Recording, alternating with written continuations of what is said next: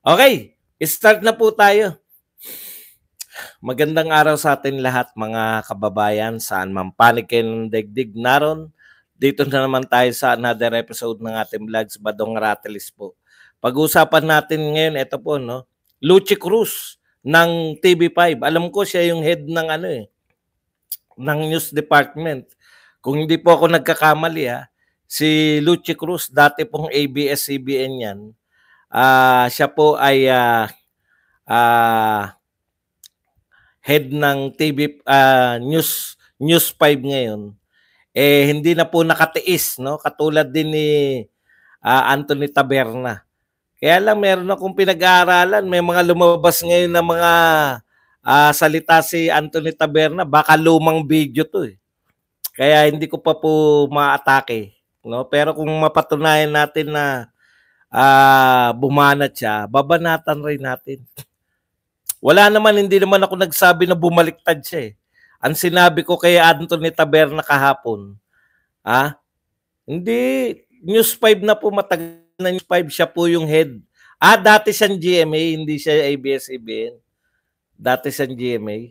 Sige. Hindi alam ko ABS-CBN siya dati. Okay. Bago bang video yun? Mamaya na natin babanatan. Pwede rin natin banatan pala. Sigurado kayo kasi ang sinasabi niya yung pupugutan niya ng ulo eh. Hindi pa naman yung ngayon eh. Iba eh. Mamaya, banatan natin yun. Siguraduhin nyo lang na hindi luma yun. GMA siya ngayon. Okay. Hindi, si Luchi Cruz. Okay. Bumanat na rin po sa HOR, no? Kasi hindi po sinasabi na porket binanata yung HOR, pro Duterte na sila. Ang ibig ko lang sabihin, hindi lang nila matiis yung ginagawa talaga ng HOR. Nakakatawa po itong mga attorney. Yung mga attorney po na kandidato natin, no? Si attorney, ito po si attorney Jimmy Bundok, nagsasalita na po, no? At saka itong ngayon ko lang po nakita to, si Lambino eh. May sinabi rin po si Lambino. Ito pala itsura nitong Lambino. At syempre po ang ating pong Papa, poverty alleviation. Meron na naman nasabi, no? Dapat na raw ma-impeach itong si BP Sara sa mga kanyang tinuran dahil mental incapacity. Yan po ang pag-uusapan natin. Pero bago yan, kung bago ka pa lang dito sa ating channel, mag-subscribe ka na. Dahil ito lang ang tanging channel na may kinikilingan, may pinapanigan, una sa balita, huli sa impormasyon, kaya ano pang hinihintay nyo? Pindot na, okay. Alam nyo po, akala nyo lang hindi ako nagbabasa, no? Corazon Austereo. Kaya ako kahit iika-ika, kahit hirap na hirap, $20, thank you, Corazon Austereo. Nagpupunta po ako paminsan-minsan, no, diyan sa mga kasi nasasaktan po ako sa mga kantsaw na mga tama nga naman, no? May karapatan naman kayo mangantsaw sa mga vlogger. Nasaktan talaga ako. Sabi nung isa, yung madaling, nasan ka? Bakit hindi ka magpunta ng Batasan? Naroon na si Joy. Nasa Batasan na. Ikaw, nariyan ka. Bagamat sanay po kami na sa mga basher, no? Nasasaktan po ako pag nagsasalita yung mga Duterte supporters nananita, no? Pero tama rin naman na paminsan-minsan, wag niyo lang pong asahan na yung ginagawa po ng mga batang vlogger na araw-araw kung may activity, hindi ko po talaga kakayanin. Yung mga paminsan, katulad po ngayon, kahit po malaki activity ngayon, hindi ko po kaya kasi nananakit ng aking kalamnan. Kaya sabi ko, total meron ng mga mamaya, magla-live rin ako, pero yung nangyayari sa loob ng HOR. Okay. Hindi ko talaga kaya eh. Nung kahapon, masarap pa yung ko eh. Yung kahapon masarap pa yung aking, ano, yung aking gising. Ngayon, hindi po maganda gising. Kaya lang dahil wala na ako kagabi, kinakailangan lang natin maghanap buhay, 'no? Eto na adrenaline sa akin yung mga balita, eh. Okey, punta na po tayo rito, 'no, kay Papa Gado. Hindi, dito muna kay Lucy Cruz kasi maikli lang naman 'to, eh, 'no? Nakakatuwa po kasi hindi na po napipigilan ng mainstream media na hindi bumanat. Kasi obvious naman po yung pagkakamali, eh. Ako takang-taka ko rito sa IBP, Integrated Bar of the Philippines. Kayo po, marami kayong dinidisbar. Mahilig kayong magdisbar sa kapwa niyo abogado. Pero 'pag ang abogado pa yung mga kapwa abogado na 'yan, si Gadon, 'di ba dinisbar 'yan. Pero eto po, kapwa ninyo abogado ni statement wala kayo. Alam niyo ang batas. Daig pa kayo ni Senator Bato na ang kanyang background ay isang military, no? Ano pala, police. Graduate ng PMA. Alam na alam niyo yung batas na ang tangi pong kinukulong sa correctional ay mga convicted. Tapos hindi nyo man lang papalagan yung ginawa sa kapwa ninyo abogado, miyembro ng Integrated Bar of the Philippines. Kaya ito po napakalaking question sa samahan nyo, no? Bakit pa kayo may samahan kung hindi nyo maipagtatanggol yung kapwa ninyo abogado?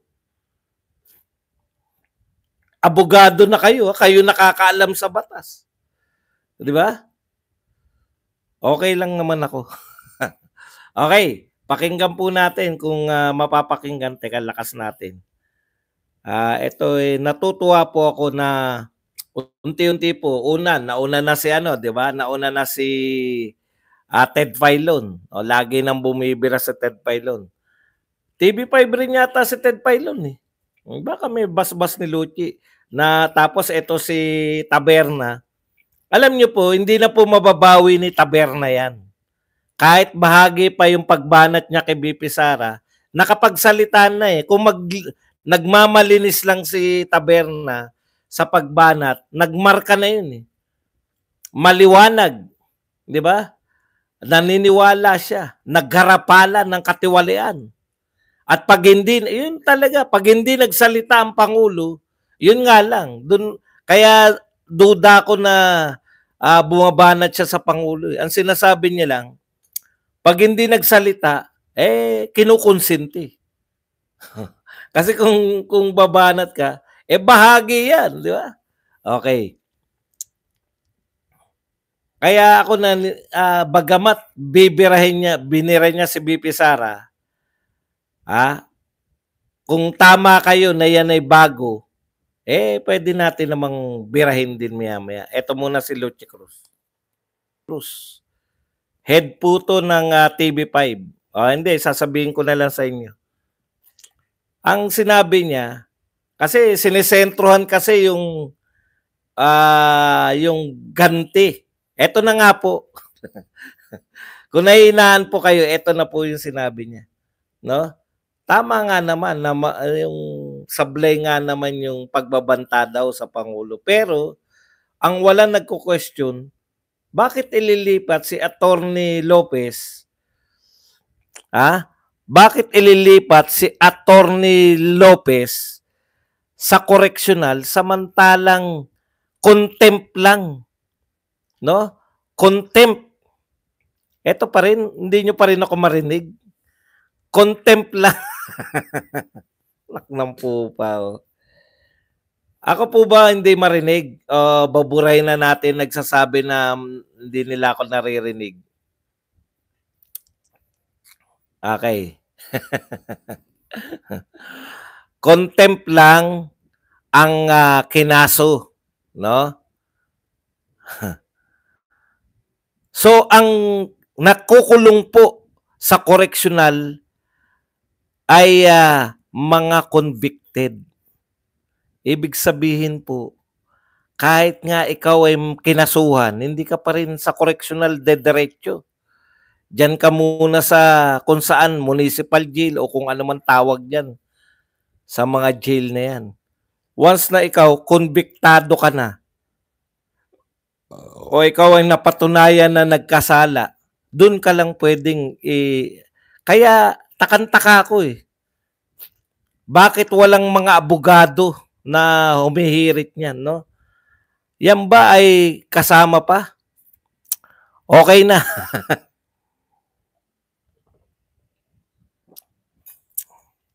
O sige, burahin nyo na lang yung pinarinig ko si Lucy Cruz. Doon na napunta usapan eh.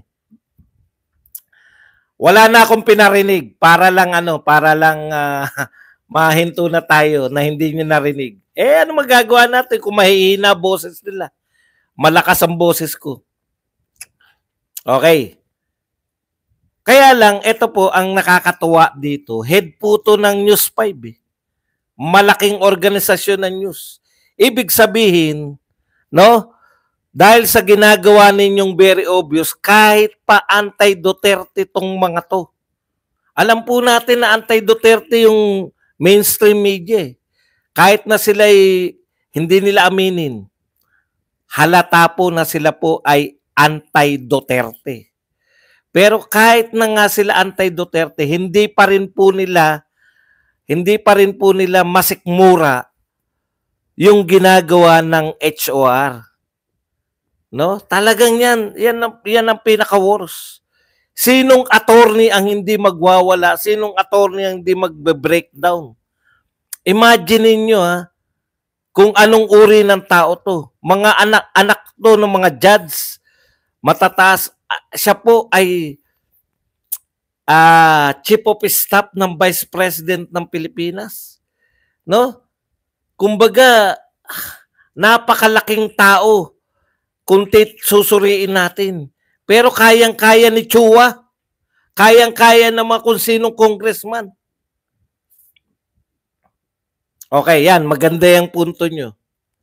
Ngayon, eto po, yung pangyayari po natin. Kaya ako, okay yan. Nababasag po yung kahit na sila ay diehard anti-Duterte, nababarag po yung yung sila mismo nakakakita, hindi po nila maatim na palagpasin yung ginagawa ng House of Representatives sa pamumuno ni Martin. Mali talaga. Okay.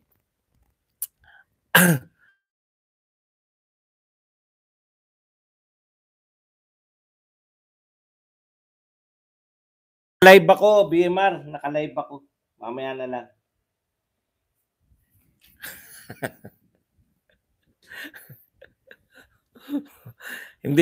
hindi ako pala kaibigan, pero pag nagsasama-sama kami, hindi mo maiwasang maging mga close kayo ng mga vlogger eh. Okay.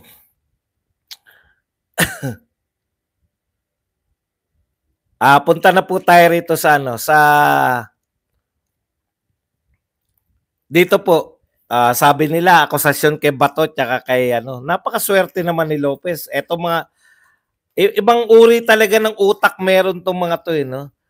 Biruin mo daw ang yaya raw ni Lopez ngayon. Yaya ang tawag ang yaya daw ni Lopez, napakaswerte naman. Ang yaya daw niya Vice President, Senador, no? Wanted yaya, kinakailangan daw ay ikaw ay isang Vice President o isang Senador. Alam nyo, request po yan. Kababayan po nila yan no? Kababayan po nila si Lopez. Kilala po, magkakakilala sila dun sa Davao. Request po ni Lopez, ni Atty. Zulaika Lopez, na wag siyang iwan ni BP Sara. At kung iiwan siya, si Bato kahalili. Ayan, si Senator Gopa. Kasi doon na lang siya nagtitiwala Imagine niyo, magwawala ka talaga Magwawala ka talaga kasi alam mo yung batas. Alam mo nilalabag yung karapatan mo. Alam mo nilalabag ng mga taong ito na ang problema diyan nakipagtulungan. Nakipagtulungan na siya eh. Nagpakita siya. Kita niyo ang gusto niyong mangyari? Gusto niyo lahat makipagtulungan sa inyo. Nung nakikipagtulungan naman, iko-contempt nyo at ikukulong nyo pa sa correctional. Kung ako kung ako po ay tao ni BP at ako iniimbitahan, nakita ko yung ginawa kay Lopez. Abogado po yun. Kung hindi ako abogado po siya, mas hindi, yung abogado nga na alam niya na rights niya, nagawan nyo pa ng kalokohan. Na pag-breakdown nyo pa eh. Kaya totoo yung sinasabi ni BP Sara, kinakabahan lahat ng tauhan niya. Tama ba naman yung sinasabi ni Tunying? At saka ng mga ano na, bakit hindi na lang kasi sagutin? No? Di tapos na sana. Ano po ba ang sasagutin? Magtapatan po tayo. Ano po ba ang sasagutin? May bintang ba kayo? Wala naman kayong bintang eh. Ang gusto niyo itanong, sino si Mary Grace? Paano nga malalaman kung sino si Mary Grace? Lahat daw dapat dumadaan sa Vice President yung mga papeles. Kalokohan po yan. May kilala akong principal eh. Maliit na eskwelahan lang, hindi pa dumadaan. Pag titignan mo lahat na resibo ng eskwelahan mo, hindi ka na magpa-function as principal. Eskwelahan lang to Tignan nyo nga kalokohan ng ginagawa nyo. Gusto nyo susuriin ni BP Sara lahat na resibo, lahat ng papeles. Katarantaduan po yan. No? Kung hindi po siya pipirma dyan, no? Ito po, ikalawa. Totoo bang hindi sumasagot si BP Sara? Karapatan nyo ba yan? Auditor ba kayo? Tandaan ninyo, Vice President si BP Sara. Kayo, congressman. Gusto nyong imbestigahan na wala naman kayong binibintang. Daig nyo pa yung COA. Wala pa nga ang COA. Hindi pa nga nagsasabi na final yung COA. Parang ganito yan, PTA. PTA President, pwede bang ipatawag, imbestigahan ng PTA President sa isang eskwelahan, ang mayor? Patawag natin ang mayor. Pag hindi pumunta po siya. Yung alam po ninyo, hindi nyo alam yung saklaw ng kapangyarihan nyo eh. Okay yan, ipatawag ninyo. Ang power po ninyo, power to legislate. Pakibura muna yan si Wedi nga. Yan na.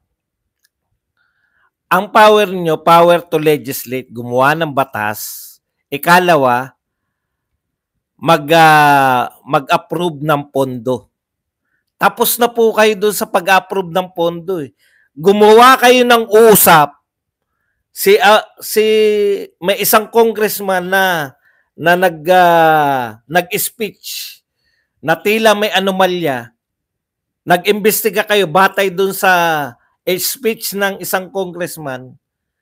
Tapos iimbestigahan nyo yung Vice President. Kung may nag-speech dyan, ganyan lang pala. Pwede nyo na palang abalahin yung Vice President.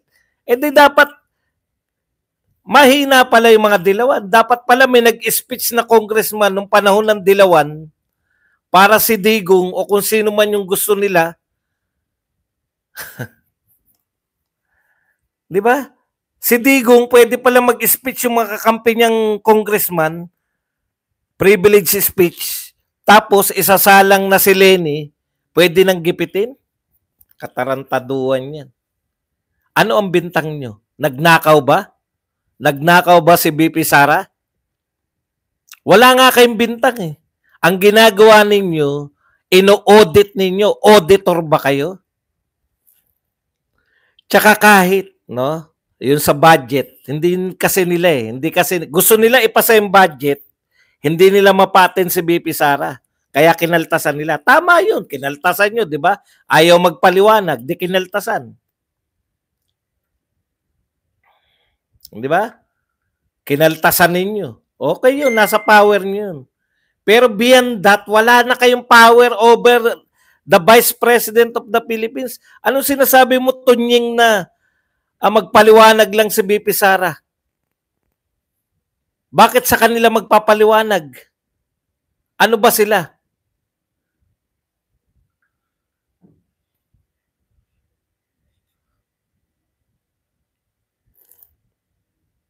Yan ang problema sa'yo. Konsultahin mo muna si Marcoleta bago ka dumakdak. Hindi ako naniniwala na bumaliktad naman yan. Pero hindi niya lang matiis. Hindi niya lang matiis yung pagnanakaw sa gobyerno. Actually, binabanata niya, congressman at senador lang. Diba? Sabi niya nga, Mr. President, kinakailangan magsalita kayo. Umaksyon. Kung hindi, kinukonsinti nyo. Paulit-ulit kayo, binabalik ninyo kay BP Sara yung problema. Bakit kayo sasagutin? Sino ba kayo? Sino ba kayo? Ilan ba bumoto sa inyo? Sige nga. Wala pa yatang 100,000 bumoto yung kay Chua eh. Gusto mong sa'yo managot? Gusto mo, Chua, na wala pang 100,000 bumoto sa'yo? Mananagot sa'yo si BP Sara? Hindi dapat. Gregory, thank you very much sa 2001. Uy, may nagpakape. Hindi natin nabanggit. Teka lang ha. Baka magtampo yung mga nagpapakape. Thank you very much kay Priscilla sa 699 na pakape. Gawin na natin siyang moderator muna. Ang daming beses ng pakape, hindi pa nabig mo moderator. Corazon Austerio. Sylvia Ibanez, thank you very much. Merong kulay dilaw. Bakit wala? 699 si Priscilla. Sino yung kulay dilaw na nagpakape? Comment nga lang po, bit wala yung mga nagpakape. Okay. So, hindi po karapat-dapat yun na sagutin na lang daw. Sumasagot po si BP Sara. No? Hindi lang sa paraan na gusto nyo. Kasi yung pagpapapunta dyan, hindi nyo po karapatan yan. Ang resource person po, kung gagawa kayo ng batas, pwede pong tumanggi. Kasi kakasangkapanin nyo lang sila para gumawa ng batas. Kung ayaw po nila, pwede. Kaso, kinokontempt nyo. Bakit hindi nyo nga pala i-contempt si BP Sara? Kung gusto nyo padaluhin. Nang malaman nyo yung ginagawa talaga ninyo. Okay. Eto wala pa pong detalye, no? Military lawyer found dead in Camp Aguinaldo. Sabi po rito, the Armed Forces of the Philippines has confirmed that Colonel Rolando Escalona Jr. of the Judge Advocate General Service, JAGS, was found dead in his quarter at Camp Aguinaldo in QC. Ayan po. Thorough investigation to determine circumstances surrounding the incident. Hindi pa po alam kung ano po yung kinamatay. Pero sa iba pong balita, parang nabaril. Kaya may investigasyon. Kasi kung mga natural po yan, kung inatake po yan, pwede pong yan. Pwedeng sinabi na nila. Pero dahil iniimbestigahan na pa at pinagbigay alam pa lang sa kanyang mga kaanak, kaya po talagang mukhang hindi po yan natural yung pagkamatay niya. Ang dami na po nating hindi na naiintindihan. No? Okay. Usapin po, kung talaga, Tunying, kung talagang desidido yung lahat po na nagtatanggol sa HOR, na sinasabi nila sila, trabaho nila yan, Gracie, a military colonel found dead sa Camp Aguinaldo, Colonel Rolando Escalona Jr., yan. Was shot dead. Okay, tignan nyo. Shot dead po pala talaga. Thank you very much sa iyo, Gracie, na nagbigay ng $999 na pangkape. Meron pa kaninang dilaw rin eh. Hindi ko na nakita eh. Okay. So, ibig sabihin mga kapatid, dito nga, saglit lang ha. Hindi ko kasi nakikita yung mga, ano nyo, baka may sinasabi kayo na importante rin. Makadagdag sa atin. Kaalaman. Nagbabasa din ako minsan. Okay. So, si No Limit Tangere, thank you very much, No Limit Tangere, sa pakape na wala na, kaya hindi natin nabasa. Maraming salamat. Balikan na natin to si iba pang balita. Yung mga ano po natin, nakakatuwa po, nagsasalita na yung mga attorney natin. Si Attorney Bundok, maganda po yung sinabi niya, no?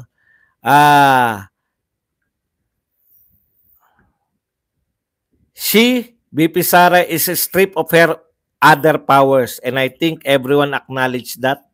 To get the ears of the Filipino people, she has to express everything for her safety. On the other hand, we have a leader who expresses nothing. And as a matter of fact, may mga pumapasa-pasa pa kung minsan na batas at budget na hindi lang unexpressed, but I think are concealed. Mamili na lang po tayo kung gusto natin ng leader who expresses everything or a leader who expresses nothing. Alam nyo, ito po yung reaction ni Attorney Jimmy Bundok tungkol po sa mga atake dito po sa mga ipinahayag ni VP Sara, no? Kasi yung mga pinahayag niya, yun nga, no, yung pag namatay ako, may inutusan na ako para huntingin tong mga tao na to. Doon na sila eh.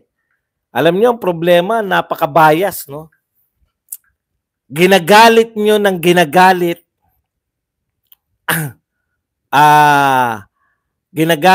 ginagalit si VP Sara. Pag nagalit, yung reaction niya sa galit, yun na yung hindi nyo tinatantanan na ibalita. Andrea Gueco, thank you very much sa 2SGD. Ito nasabi ko na kahapon, pero sasabihin ko pa rin. Ulitin ko lang. Lahat na, nagwala po si VP Sara, aminado naman siya. Sinong hindi magwawala? Kaibigan mo, kumare mo, chief of staff mo, attorney, pareho kayong abogado, alam ninyo ang batas. Tapos, payag na nga kayo, kalmado na kayo na nakadetain siya kahit po doon pa lang, sa pagkakadetain pa lang. No? Huwebes na detain, Biyernes humihirit kayo dahil may opisina pa sana. Biyernes dapat, di ba? Isang araw lang ma-detain o kung ano. Pero sabi hanggang Lunes eh. Detain pa rin ng Lunes. Hanggang Lunes, hanggang ngayon, okay lang. Hindi na pumapalag sila VP Sara kasi utos na ng Kongreso yan. Kailan po pumalag? Nung ililipat sa correctional. No? Talagang naroon si VP Sara, may isa pang pulis na muntik pa siya. Tamaan nung isasarang ambulansya. Nung ililipat sa correctional, putya, pag alam mo yung batas, alam mo yung ginagawa sa'yo, nalabag sa batas, abogado ka, alam mo yung, magigiba ka talaga, kaya ganun yung mga sinasabi ni Atty. Lopez. Wala na bang batas sa Pilipinas? Yun yung sinisigaw niya. Sa totoo lang po, humihiyaw ng katarungan si Atty. Lopez. Nakita ng kaibigan, kumare, kasama, matagal na silang nagkasama sa Davao City Hall pa. Sabi nga, isa sa pagpapaganda ng Davao, kung bakit naging magandang Davao, isa si Atty. Lopez. Walang bahid ng korupsyon, hindi na involved sa korupsyon. Wala kayong sinampang kaso, dadalhin nyo sa correctional. Talagang magwawala na si VP Sara. Tapos, meron pang problema yung nagpatawag sila na ambulansa. Ilang oras na install. Walang pumapasok na doktor. Sabi nga ni VP Sara, kahit doktor nyo na. Sa galit eh. Thank you very much kay Ernesto Dacanay na nagbigay sa atin ng pangkape. Tapos nung nagalit, sinabi niya lahat, siya na ngayon ng unbecoming, siya na ngayon ng uncontrollable, may tama sa utak, may problema sa pag-iisip. Minsan pa, no, hinamon na naman sila ni BP Sara. Magpa-drug test tayo lahat para makita natin kung sino po ang matitino ang pag-iisip. Ayun po, katunying at mga tumitira sa hindi pagpapakita ni BP Sara. Walang ku-question sa iyo doon, ha. Oh, hindi nyo ba tinatanong, ang tatapang nyo sabihin, bakit hindi nila magpakita? Nakita nyo ba yung huling umatin si BP Sara? Halos sigawan ng mga congressman? Nakita nyo po ba yung ginagawa nila kay BP Sara? Na insultuhin, tawaging, ano tinawag sa kanya ni ano? Pusit? Ng isang convicted na criminal, tatawagin kang pusit, vice president ka? Sa tingin nyo, hindi naman po sa hindi umatin. Umatin siya, iniinsulto nyo lang. Sinisigawan nyo ng yes or no lang. Narinig namin yan, nakita namin yan. Tawagin kang pusit, vice president ka. Sigawan ka na sabihin sa'yo na yes or no lang isasagot mo. Kahit ako, hindi ako atin. Pwede palang hindi umatin dahil resource person ka lang.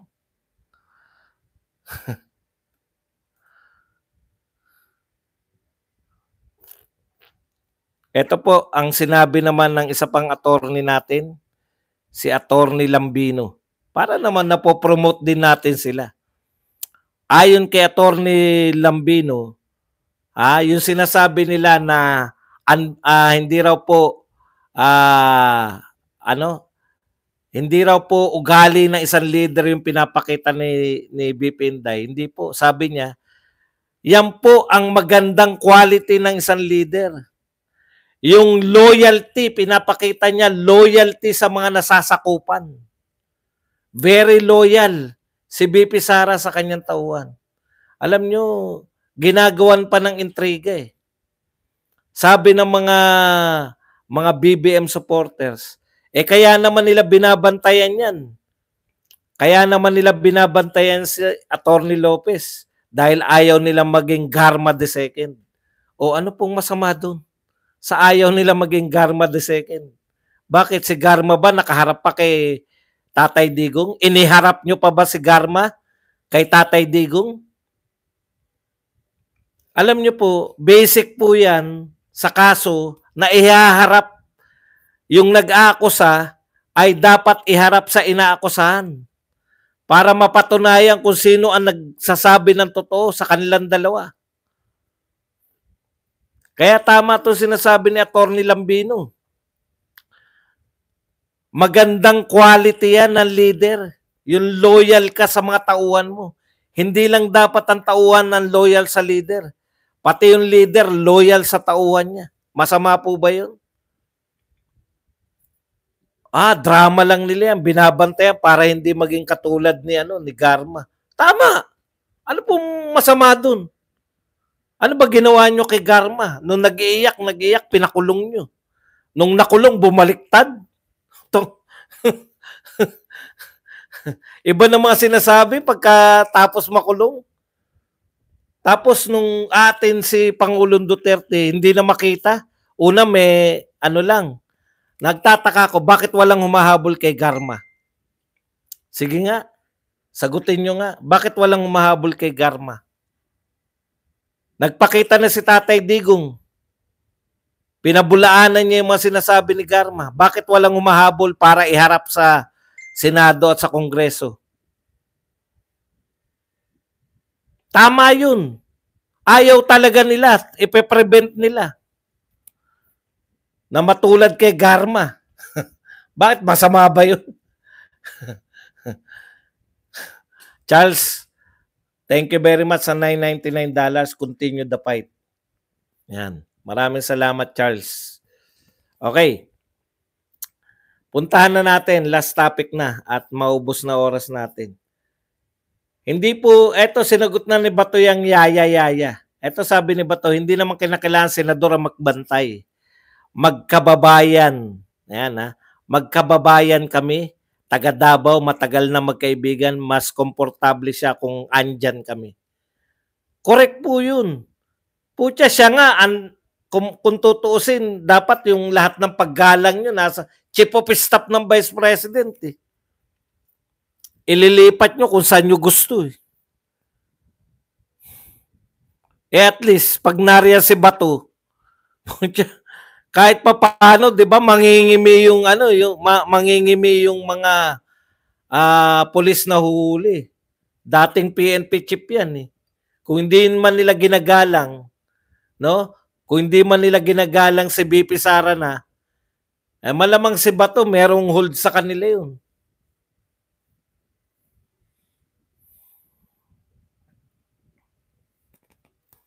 Kasi hindi nila maatim na dadalhin sa correctional.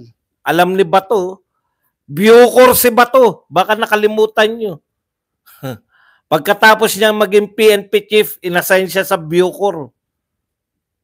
Doon ko nga nakita na dinuro-duro niya si Si Sebastian ba o si yung isa pa? Dalawa silang sikat, di ba?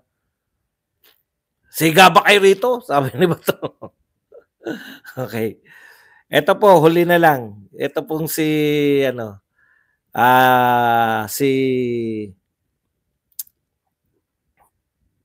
anong pangalan na nga nito? Ni Papa Gadon. Sabi ni Gadon. Kala mo si Gadon, hindi ko maintindihan kung ano papel talaga nito ni Gadon. Ayan po. Gadon urges Congress to impeach Sara for mental incapacity. Yan. Presidential Advisor for Poverty Alleviation Larry Gadon called on Congress to impeach Vice President Sara Duterte citing mental incapacity and betrayal of public trust. Yan. So yung betrayal of public trust daw po, yung hindi niya sinasagot, sa mga nangyari ngayon, maaari nang tanggalin ng Kongreso si BP. Sapagkat yung kanyang pagtutol o hindi pagpapaliwanag ng gusto tungkol doon sa kanyang confidential fund na daan-daang milyon na ginamit niya ng hindi tama. Hindi po ba, totoo po ba na hindi nagpapaliwanag? Nagpapaliwanag po. Pero sa tamang ahensya. Hindi nyo po under si BP Sara. Nagpapaliwanag siya sa COA. Kahit na alam niya na nga na dinidiktahan ng House of Representatives yung COA mismo. Sinabi ni BP Sara yan.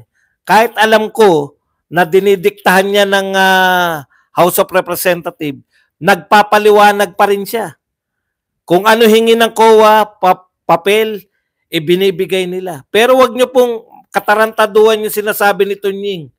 Ikaw, Tunying, hindi ka naging government, ewan ko kung naging government employee yan. No? Hindi lahat ng papeles dadaan sa'yo.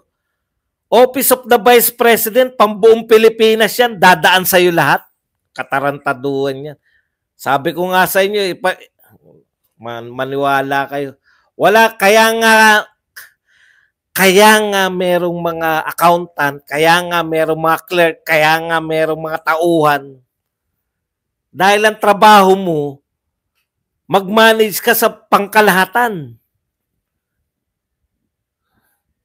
Bakit magpapaliwanag sa inyo? Sabi nga ni Attorney Trixie, nariyan na lahat eh. Hiningin nyo pa. Di ba? Nagpapaliwanag lahat ng papeles na binibigay ng OVP sa COA. Dinistekum nyo pa. Nasa hawak nyo. Hindi na kasalanan ng Office of the Vice President na hindi nyo maunawaan yung mga hiningin yung papeles sa COA. Bakit po hindi na nila kasalanan? Hindi naman kayo accountant eh. Yung mga COA, yung mga accountant, nag-aral sila ng 4 na taon o sobra pa siguro. Ang hirap kaya ipasa yung CPA.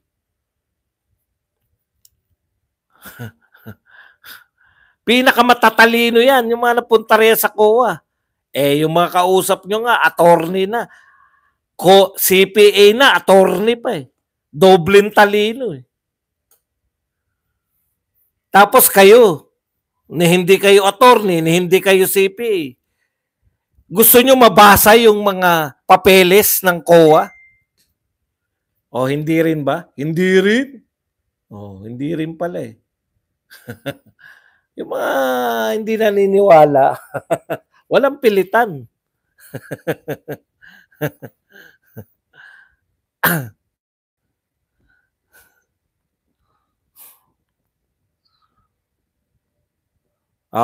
Ikalawang punto ni Gadon, doon naman sa ano yan sa public, anong tawag doon? Public trust. Ayan. Ito naman po, maaari na siyang hainan ng impeachment case dahil sa betrayal of public trust, dahil sa public official dapat manilbihan ng tapat sa taong bayan. O di i-quote nyo po yung COA. Kasi papeles lang po ng COA ang kikilalanin bilang official na audit. Hindi po yung pag-audit ni Dan Fernandez, hindi yung pag-audit ni Abante, hindi yung pag-audit ni Franz Pumarin. Puta, pati si Franz Pumarin, basketball player lang kilala ko dyan eh. Pati siya nag-audit. Nakman po pa. Ang kikilalanin po ng impeachment court ay yung pong audit ng COA. Sabi nyo, sablay yung paggamit. Alam nyo, hindi, ka-impeach ba yan? Attorney ka eh. Kaya kita nyo, ano lang yung sinasabi niya? Ano lang yung sinasabi niyang kasalanan? Hindi di ba? Pwedeng sampahan siya ng graft and corruption. Pera pinag-uusapan Dahil attorney to attorney si Gadon, bakit hindi niya sinasabi na pwedeng sampahan ng graft and corruption o kaya plunder? Si plunder may higit 50 million eh. Tanong ko, attorney Gadon, bakit pinakakasuhan mo sa kanya betrayal of public trust? Pera ang pinag-uusapan. Hindi na pala siya attorney, na-disbar na pala. Kahit hindi po ako abogado, alam ko po ang sagot. Bakit betrayal of public trust lang ang pinapakaso mo? Kasi wala kayong ebidensya na nagnakaw si BP Sara. Dapat ang sampa dyan, kita nyo kay ERAP, involved ang pera. Anong kaso ni ERAP? Plunder. Di ba? Pera eh. Bakit hindi graft and corruption o kaya plunder ang pinakakaso mo? Bakit betrayal of public trust? Vague kasi yun eh. Kung involved pala pera, bakit hindi graft and corruption, Gadon? Di ba? Hindi ko po kinonsulta si yung number 1 senator natin na si Marcoleta tungkol diyan Naisip ko lang bilang pangkaraniwang mamamayan. Christopher Candari, thank you very much sa 499. More power. Ito na po tayo sa isa pa. Dito naman po sa utak. Kaya kung pera po yan, kasuhan nyo ng graft and corruption and hindi niya nga masabi kasi wala talagang involved na pera. Kung walang involved na pera, ano yung pinag-uusapan natin?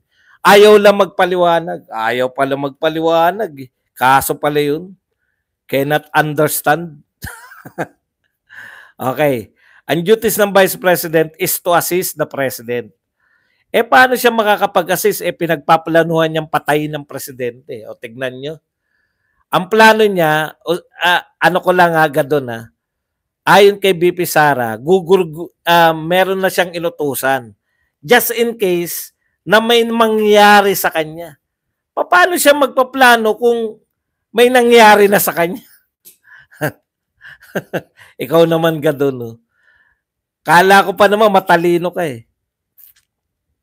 Ito ay nagpapakita lamang na mayroong matinding problema ang kanyang kaisipan, mentally incapacitated. 'Di ba?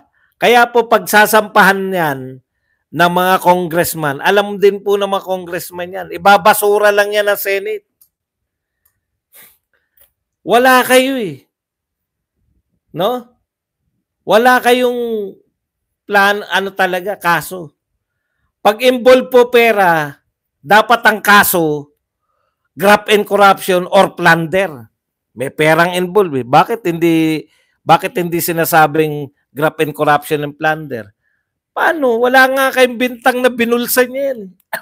Ang pinakabintang nyo lang, Mary Grace Piatos. Eh kung kayo ang mali ng basa ng apelyido.